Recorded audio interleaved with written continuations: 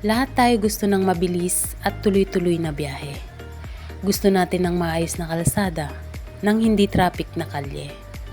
Gusto nating walang aberya, walang palya. Pero hindi ganyan ang buhay. Hindi ito perpekto. Palagi itong may twist. Maraming beses nahahayaan ka nitong maligaw para matuto kang sa panibagong daan. Hahayaan ka nitong matraffic para matuto kang maghintay.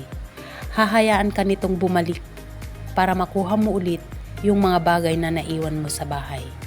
At kadalasan, hahayaan ka rin nitong masiraan upang matutunan mo kung paano magkumpuni at kung paano humingi ng tulong. Doon mo malalaman kung sino ang willing kang damayan kapag ikaw ay nasiraan sa kalagitnaan ng iyong paglalakbay. Pero tandaan mo, sa kahit saang sitwasyon, ikaw ang driver. Ikaw ang may kontrol sa biyahe, sa bagal o bilis ng iyong takbo. At kung hahayaan mo mapunta ka sa destinasyon mo o hihinto ka na lang at babalik sa lugar na pinanggalingan mo.